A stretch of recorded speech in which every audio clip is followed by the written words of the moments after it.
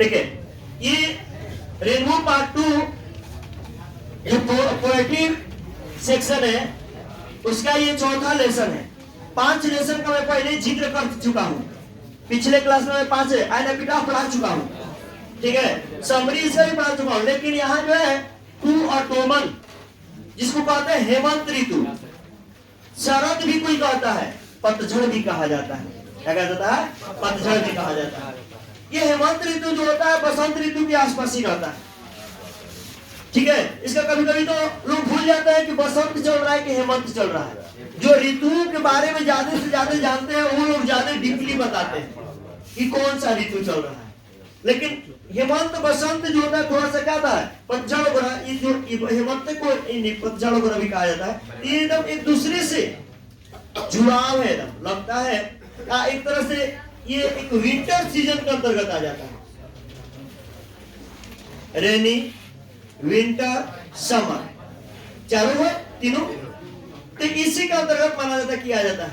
लेकिन यहां ध्यान दीजिए, टू ऑटोमन जो हुआ ये कैसे आएगा? पहला तरह की टू ऑटोमन जो है जॉन कीट्स के द्वारा लिखा गया। किसके द्वारा लिखा गया? ये सबसे कम उम्र के कवि रहे, मात्र 26 वर्ष की उम्र में ही ये डेथ कर दी गए थे। 1795 में ये जन्मे थे और 1821 में डेथ कर गए थे। इनका जन्म लंदन में हुआ था, इंग्लैंड के थे रहने वाले। क्या हुआ था? लंदन में। ऑब्जेक्टिव क्वेश्चन आ सकता है, जॉन कीट्स जो थे कहाँ के थे? लंदन के। कब जन्मे थे? 1795 में। इनका मृत्यु कब हुआ? 1821 में। ध्यान दीजिए। अब देखिए, कभी इस इतना कम उम्र में बड़े ही हेमंत ऋतु को 3 अवस्थाओं, 3 चीजों को तुलना करके बताए। पहला, इस मौसम में उगने वाले सब्जियां, फलों, फूलों के बारे में जिक्र किए हैं। दूसरा जो स्टेंजा पेश करते हैं उसमें यह जिक्र किया है, जानते हैं किसके बारे में? किसान, यानी इसमें कवि जो है इस मौसम को किसान के रूप में पेश कर दिया है, एक फार्मर के रूप में पेश किया है। और तीसरा जो है कहता है कि ये जो मौसम है संगीतों का भंडार है और संगीत के रूप में पेश किया है। संगीत में चाहे वो झिंगुर का आवाज हो या पक्षियों का आवाज हो, मच्छरों का भड़भड़ाने का, विलाप करने की आवाज हो, ये सारी चीजों को उनका संगीत माना जाता है कि संगीत इस मौसम का। और वही ये जिक्र का, हाँ, विलाप करते रहता है। यहाँ ध्यान दीजिएगा, सीजन ऑफ मिस्ट एंड मेलो fruitfulness, close bosom friend of the maturing sun, conspiring with him how to load and bless with fruit the vines that round he thatch apes, to bend with apples the most cottage tree, and fill all fruits with ripen to the corn. The swale, the gourd, and plum, the hazel cells, with sweet kernel, set budding more, and a still more later flowers for the beach, until they think warm days will never cease, for summer has over dreams dear coming set. ये जो stanza है कवि प्रस्तुत कर रहे हैं इस मौसम में, कि इस मौसम में क्या क्या होता है, इस चीजों को इसमें कवि कह रहे हैं कि द सीजन ऑफ मिस्ट, ये जो मौसम है कुहासाओं का मौसम है, साथ में ये फलों से पकने का मौसम है। कुहासाओं का भी मौसम मान रहे हैं, इस मौसम थोड़ा सा होता कुहरा गिरता रहता है, यानी कुहासा का पूरा धूप में तो वही खाली नहीं होता है। मॉर्निंग में इस मौसम में सुबह सुबह देखने को हल्का हल्का लगता है कुहासा गिरा हुआ है। और ये कहीं कि इस मौसम में ये जो क्या है फलों का पकना, यानी फलों के पकने का ये मौसम है। कौन मौसम? ये हेमंत ऋतु, शरद ऋतु, पतझड़ कहा जाता है। क्लोज मौसम फ्रेंड ऑफ द मैच्योरिंग प्रोड, ये जो मौसम है, ये जो हमारा जो सूर्य है, प्रौढ़ावस्था की सूर्य आज है कि नहीं है, ये जो सूर्य है, ये सूर्य का क्लोज यानी नजदीकी फ्रेंड है। क्लोज फ्रेंड है, घनिष्ठ मित्र है। सूर्य को घनिष्ठ मित्र क्यों मान रहे हैं कवि? सूर्य को घनिष्ठ मित्र ये दर्शाने की कोशिश कर रहे हैं कि इस मौसम में, अब समर कहिए कि समर जो है सूर्य का घनिष्ठ मित्र है तो नहीं। गर्मी में बहुत हीट होता है, ताप होता है, तापमान अधिक है, लेकिन इस मौसम में तापमान अधिक नहीं होता है। यानी ना ही वो गर्मी होती है, ना ही वो ठंडी होती है, यानी नहीं ज्यादा ठंडा पड़ता है, नहीं गर्मी होता है। तो इस मौसम में जो होता है कि मौसम ना सामान्य रहता है, ना गर्म ना ठंडा। इसलिए इस मौसम को माना गया कि सूर्य का क्या है? दोस्त। क्या है? सूर्य का दोस्त है। और कंस्पायरिंग विथ हिम, और ये जो मौसम है ये शरद ऋतु जो सही, ये कहने का मतलब ये पतझड़ है, हेमंत जो है षड्यंत्र करता है सूर्य के साथ मिलकर के, सूर्य के साथ मिलकर के षड्यंत्र करता है। यही एक षड्यंत्र क्या करता है भाई? कह रहा है कि how to load and bless with fruit vines that round he thatch eaves run. ये सूर्य के साथ ये षड्यंत्र कर रहा है मिलकर के कि इस मौसम में फलों से एकदम पूरा क्या हो जाए, डालियां लग जाए, फल इतना उग जाए कि पूरा एकदम भार से झुक जाए। यानी इस मौसम में फलों को उगाने के लिए, उपज बढ़ाने की बात करें, अधिक से अधिक फल हो, लताएं जो होगी वो भी क्या होगी, चारों ओर से घेरी हुई रहेंगी, फैली हुई रहेंगी। To bend with apples most of the cottage tree, जो वृक्ष होंगे सेवों के, वो भी फल के वजह से क्या होंगे, झुके होंगे, लदे होंगे। फिर ऑल फ्रूट्स, सारे जो फल हैं वो भरे होंगे with ripe to the core, अंतर मार्ग तक पक्के होंगे। इस मौसम का फल आप देखिएगा। इस मौसम का फल करने का मतलब है कि जो पकने की प्रक्रिया है वो ये नहीं कि ऊपर ऊपर पक जाए अंदर में का नहीं, इस मौसम में धीरे ही धीरे पकता है, लेकिन अंतर मार्ग तक क्या होते हैं, पके हुए मिलेंगे। आप देखिए ना, फलों का मौसम का आप बात करते हैं, फलों की यूज करते हैं। आप गर्मी के टाइम का जब बरसात हो रहा, अमरूद खा के देखिएगा, बहुत मीठा नहीं लगता, पानी जैसा लगता है। गलती कर रहे जी। और उस समय, और देखो पानी, और इस समय का मौसम का निकलिएगा तो उस समय ना ही वो पानी का साथ मिठास ना मतलब होगा। इस समय जितना फल होंगे वो अलग स्वादिष्ट लगेंगे। To swell the gourd and plump the hazel with a sweet kernel to seed budding more, and still more later flowers for the beach. यहाँ कह रहे हैं, यहाँ तक यही नहीं, तो फूलों से निकल तो अंतर मार्ग तक पक जाता है, लेकिन ये जो सब्जियां होती हैं वो भी क्या होते हैं, ऊपर तक फलकदार हो जाते हैं। फूलने का मतलब क्या, फलकदार होते हैं, सूखा हुआ नहीं लगता है। इस समय की सब्जियां भी जल्दी सूखता नहीं, फलकदार हो जाता है, प्लम्स गुद्दे से भर जाता है, और जो सेल्फ उसके कवचे जो होती है वो गुद्दा से क्या हो जाता है, भर जाता है। और ये देखो विद द स्वीट कर्नल, और उसकी जो बीजों की मिठास होती है, चाहे फलों के बीजों की मिठास हो या कह सकते हैं जो बादाम के बीजों का मिठास हो, जो भी हो, वो क्या होता है, वो अलग तरह का मीठा होता है। एंड सीड बर्डिंग मोर, और अधिक कलियां उगने लगती है। इस मौसम में कलियां अधिक खिलती हैं। Still more later flowers for the bees, और फूल भी जो होते हैं इसके बाद में क्या होता है, और अधिक से अधिक, ज्यादा से ज्यादा उगते हैं। इसके लिए मधुमक्खियों के लिए, इस मौसम मधुमक्खियों के लिए फूल भी ऊपर अधिक से अधिक आते हैं। और कह रहे हैं कि अंटिल, जब तक they think warm days will never cease, और वे मधुमक्खियां जो होती है ये सोचने लगती हैं कि अब गर्मी का जो दिन है आइए नहीं करेगा, वो समाप्त ही नहीं होगा, भूल जाती है गर्मी का। और इस मौसम में अपने सेल में क्या करती है कि सारे समर हैज ओवरब्रेव्ड देयर कामिसेल, अपने गीली कोशिकाओं को एक तरह से इतना भर देती है कि एहसास ही नहीं होता है उन मधुमक्खियों को कि गर्मी आया।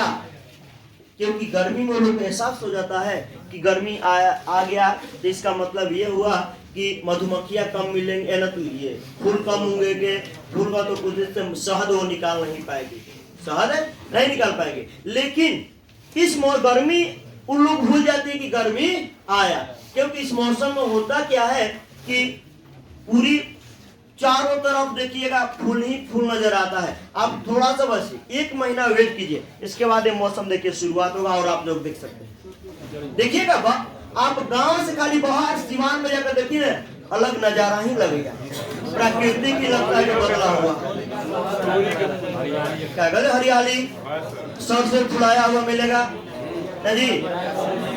जैसे आप लोग भी घूमते होंगे तो देखे ना, हम लोग हमारे किसान क्यों स्वस्थ रहते हैं, ये इन्हीं चीजों को देख करके, इन्हीं में रहना, इसी में सोना, इसी में बैठना।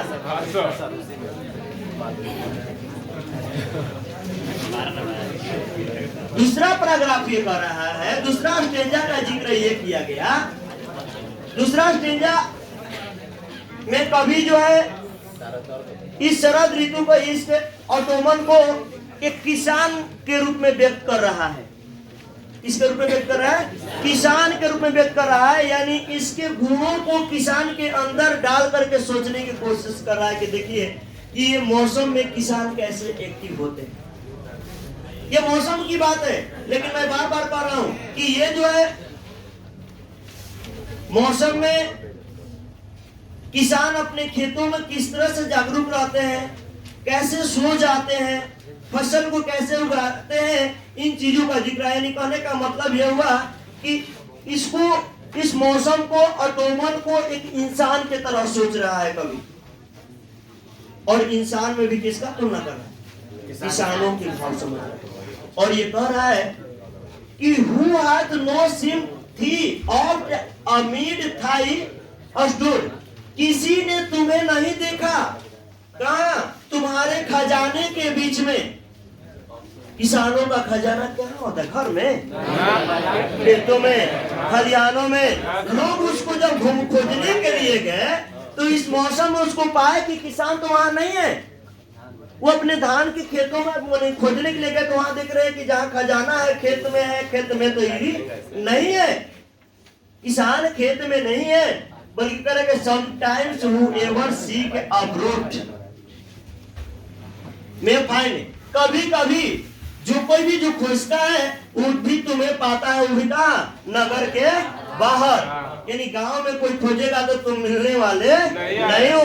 इस मौसम को भी दर्शाया जाता है कि इस मौसम के नजारा को अगर आपको देखना होगा तो आप गाँव में नहीं देख पाइएगा, गांव के बाहर सिवानों में देखिए। तो वही कह रहा है कि किसानों को जब इस मौसम में खोजिएगा तो वो घर में नहीं मिलेगा। कहाँ मिलेगा? उस घर के बाहर खलिहानों में, खेतों में मिलता है। He sitting careless on granary floor, thy hair soft lifted by the wind, knowing white।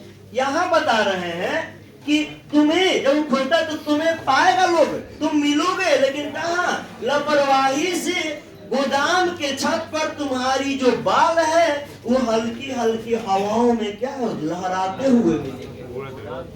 यह बालों का मकसद कवि क्या करना चाहता है? ये बताने की कोशिश कर रहा है कि यहाँ जो कहा जा रहा है, कवि ये बताने की कोशिश कर रहा है कि तुम्हें तो लोग खोजेंगे, लेकिन तुम्हें तो मान लो कभी तुम सिवान में मिलो, नहीं तो फिर कभी कभी तुम छतों पर मिलते हो। कभी कभी फसलों को काट करके छत पर ला दिया जाता है। ये भी होता है। लहराने का मकसद ये नहीं कि उसका हेयर स्टाइल वह एकदम पूरा अपना बाल देखा नहीं। यहाँ बाल का मकसद है कि जब लोग नजारा देखते हैं तो जो हल्की हवाएं बहती है तो किसान का जो खेत में जो फसल लगे रहते हैं वो लहराते रहता है। ऐसे लहराता है, झुकता है, उठता है, झुकता है, एकदम वो लहराने की बात कर रहा है। ये नहीं कि अब किसान जो पूरा तेल पानी लगाकर बाल अपना उड़ा रहा है, ऐसा नहीं। किसान का वहाँ मकसद नहीं है। यहाँ मकसद है कि हल्की हवाओं में वो प्राकृतिक से जोड़ रहा है। इस शरद ऋतु, इस ऑटोमन को एक तरह से किसान रूपी समझ बैठा है और उसके रूप में कहने की कोशिश कर रहा, बताने की कोशिश कर रहा है। और कह रहा है कि तुम्हारी बालें जो है क्या होती है, लगता है कि हवाओं में उड़ रही है। नहीं, किसान के बारे में कह रहा है। और ये कह रहा है कि या ऑन अ हाफ रिप्ड फोरो sound asleep drowned with the foam of poppies while कभी। अच्छा, आप लोग यदि मेरे चैनल को नहीं सब्सक्राइब किए, सब्सक्राइब कर दीजिएगा, प्रेस कर दीजिएगा, ध्यान दीजिए। आइए कॉपी करते हैं। आगे ये कहा जा रहा है कि और या on a half reaped furrow sound asleep draws with the form of copies while thigh hook यहाँ कह रहे हैं spare the next track and all its joints flowers and sometimes like a gleaner's dost keep a steady thigh laden head across a brook। यहाँ का ध्यान दीजिएगा, बड़ी बढ़िया लाइन कर रहा है। कभी ये बता रहे हैं कि ये तो कभी कभी तुम तो वहां पर तुम्हारे बाले जो है लहराते रहते हैं, फसलों की बात कर रहा है, लेकिन या ये कर रहे हैं कि आधा जो कटा हुआ हल का लीक होता है ना जहाँ खेतों में हल का जो लीक होता है उसमें तुमको कभी कभी सोए हुए लोग पाएंगे। खेतों में किसान जो है कभी कभी हाँ खेतों में सोए हुए हल्की लीकों में पाए हुए सोए हुए पाएंगे। वहां ये बताने की कोशिश कर रहे हैं कि जो लीक मेड़ होता है उसमें बीजों को डाल देते हैं और उसमें उसको क्या करते हैं किसान जो सुला देता है, ठीक है, तो उसको लोग किसान उसमें सोए हुए पाए हुए ये बता रहे, लेकिन कर रहे हैं कि drowse with the from poppies while thy hook. और उस समय जब नींद आ जाती है तो तुम्हारी हंसिया जो है वो छूट जाती है। जब तुम काटने के लिए ले जाते हो हंसिया, वो हंसिया तुम्हारा क्या हो जाता है, छूट जाता है, उस खेतों में ही रह जाता है और तुम अगले पंक्ति की ओर बढ़ जाते हो। और क्या करते हो कि सारे प्लांट्स फ्लावर सारे लिप्ट हुई फूलों को या डांठलों को तुम लिपट लेते हो। समटाइम्स कभी कि लाइक अ ग्लीनर्स थ्रो दोस्त की एक दोस्त के भांति एक दोस्त के जैसा आप उन सारे जो काटे हुए फसलों को एक फूलों के तरह का लपेटों में लपेट लेते हो, लगता है कि तुम्हारा दोस्त हो, और उसको लपेट करके स्टीडी थाई लैडन हेड अपने सिर को लाद करके स्थिर हो करके यानी संतुलित हो करके एक क्रॉस ब्रुक एक छोटी सी नदी को पार करते हो। यानी कहने का मतलब ये करे कि तुम कभी कभी उसी में काट सो भी जाते हो, लेकिन फिर जब तुम्हें लगता है आगे बढ़ जाते हो, फिर उस चीजों को क्या करते हो इकट्ठा कर करके बांध लेते हो। ऐसे उससे लगाव रहता है कि तुम्हारा वो दोस्त हो, और उसको फिर अपने सिर को उठा करके एक छोटी सी नदी पार कर करके पहुंचते हो। ये सही बात है। इस मौसम में जो किसान के बारे में ये बताया जा रहा है, किसानों को व्यक्त किया जा रहा है, सही बात है कि कभी भी किसान अपने फसलों से दूर नहीं होता है, घृणा नहीं करता है। हाँ, जो लोग हैं अगर उससे जुड़े नहीं है वो कहते हैं कि डस्ट आ जाएगा, उड़ाल उड़ रहा है, गर्दा आ रहा है, जबकि किसान उसी में दिन रात रहते हैं। खेत जुता रात में खेत में जाएंगे कीचड़ लग जाएगा, धान अगर धान का खेती हो रहा है तो, लेकिन किसानों के लिए वो कीचड़ नहीं है।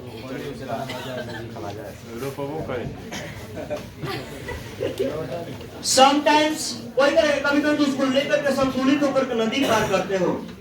यही नहीं, या बाय सिंगर प्रेस जो जूस निकालने वाला मशीन है, विथ पेशेंस लुक उसको तुम धैर्य से देखते हो। और जूस निकालने वाला मशीन का बारे में खाली ये नहीं कहे कि एक चीज, जो भी किसान चाहे वो सेब का जूस हो या कह सकते हैं कि अंगूर का जूस हो, या आप लोग कौन नहीं देखे गाना का जूस निकालने वाला देखे ना, तो किसान जब अपने गाना की खेती करता है उसको ले जाता है पिरवाने के लिए, तो वहां से अंतिम बूंद तक, यहाँ तक कि अगर आप तोरी पिराने के लिए तीसी पिराने के लिए मिल में जाते हैं तो वहां भी अंतिम बूंद तक देखते हैं कि मेरा तेल उस तोरी से कितना देर तक निकल रहा है। धैर्य बनाए रहते हैं और उस अंतिम बूंद तक क्या करते रहते हो, देखते रहते हो, घंटों तक देखते रहते हो कि मेरा कहीं उस पास में बच तो नहीं गया है। गलत नहीं कर रहे। तो कभी जो है कभी इस प्रकृति को, इस ऑटोमन को किसके रूप में बताया जा रहा है, एक किसान के रूप में प्रेरित कर रहा है, दर्शाने की कोशिश कर रहा है। उस क्या माने किसानों के साथ होता है खेतों में, उस चीजों के बारे में बता रहा है इस मौसम को लेकर के। लास्ट जो पैराग्राफ है मैंने स्टेंजा, इसमें देखिए क्या कह रहे हैं कि where are the song of a spring I where are they, think not to them thou hast thy music too, while a wet cloud bloom the short dying day, and touch the stubble plains with rosy hue. Then in यानी करें कि बसंत का संगीत कहाँ गया, बसंत का संगीत कहाँ चला गया, यानी कहाँ है, वेयर आर दे, वी कहाँ है, वी कहाँ है कहने का मतलब क्या कि बसंत का संगीत कहाँ गया, ये ऑटोमन का कहाँ है, वी कहाँ है, यानी ऑटोमन का संगीत है कहाँ है। थिंक नॉट देम, उसके बारे में मत सोचो, उसके बारे में मत सोचो। थू हैज थाई म्यूजिक, यानी इसका तुम्हारा खुद अपना संगीत है, किसका, ऑटोमन, ऑटोमन का खुद अपना संगीत है।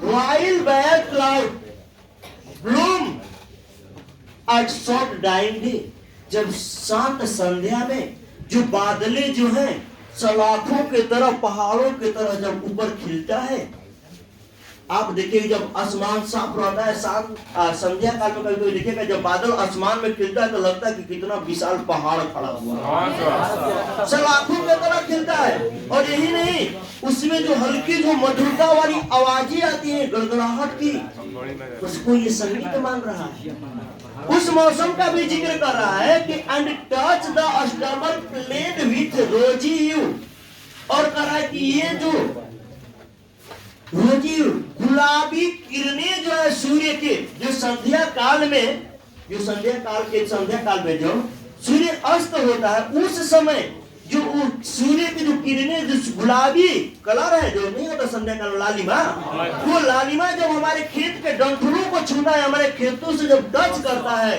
वो नजारा कहाँ। इस सारी चीजों को एक कल्पना कर रहे हैं, प्राकृतिक जोड़ करके, प्राकृतिक से जोड़ कर हम डायरेक्ट बता रहे हैं, उसका कल्पना कर देखो क्या होता है। Then in a wellful, करे कोई संगीत नहीं होता है।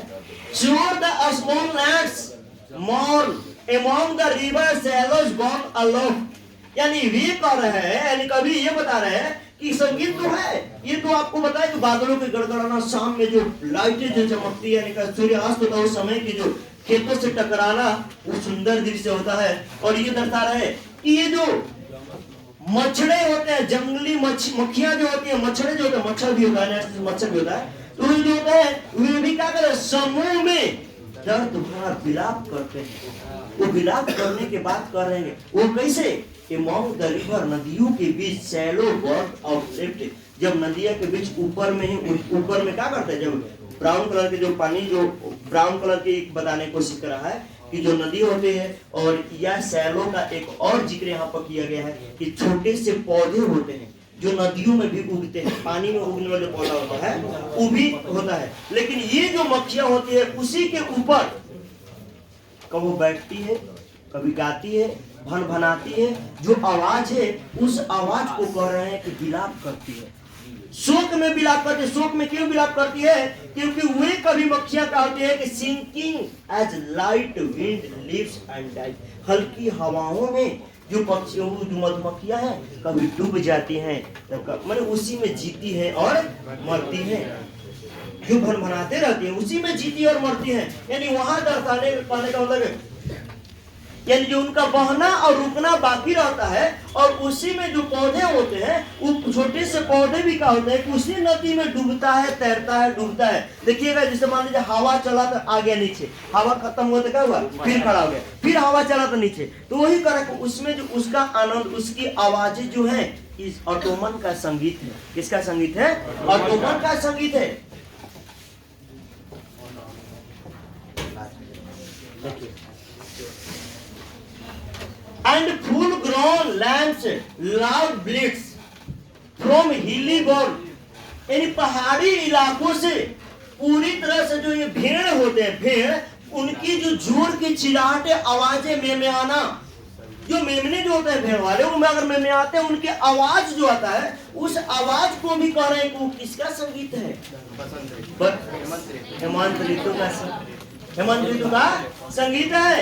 हैज क्रिकेट सिंग्स, जो झिंगुर होते हैं, वो झिंगुर भी क्या करते हैं, गाते हैं, मधुर गाते हैं, बल्कि लव विथ ट्रेबल शब्द पंच स्वर में गाते हैं। जब झिंगुर गाते हैं उसको भी मान रहे हैं ये संगीत है। यही नहीं, the red breast visitor from a garden craft, जो ये रॉबिन चिड़ियाएं हैं, पक्षियां, वो भी अपने आवाज को निकालती है। कहाँ से? घेरी हुई बगीचों से। बगीचों से जब पक्षियों की आवाज आती है उसको भी कह रहे हैं कि ये संगीत है। क्या है? संगीत है। And gathering swallows twitter in the sky, और आकाशों में पक्षियां जो होती है इकट्ठा होकर के गाते रहती है। तो 3 पंक्तियों में पेश किया गया। ये बताया कि पहला जो कवि कह रहे हैं कि पहला जो स्टेंजा रहा उसमें जिक्र किया गया कि ये जो मौसम है सूर्य का दोस्त है, सूर्य और ये दोनों मिल करके फूलों को, फलों को बढ़ने में, गुदेदार होने में, मोटा होने में, मिठास देने में बड़ा ही मदद करता है, उपयोगी होता है। दूसरा जो है स्टेंजा में ये कवि बता रहे हैं कि ये जो किसानों का क्या, किसान रूपी इस मौसम को व्यक्त किया, किसान रूपी है, किसानों का सहयोगी है। और तीसरा कह रहा है कि संगीत का भंडार है। क्या है? संगीत का भंडार है। 3 स्टेंजाओं में इसको जिक्र किया गया है और मैं आप लोग को समरी पहले ऑलरेडी पढ़ा चुका हूँ, एक बार देख लीजिएगा आप लोग, ठीक है। और आज इसमें इतना ही रखते हैं, फिर हम लोग नेक्स्ट टॉपिक के साथ मिलेंगे अगले वीडियो।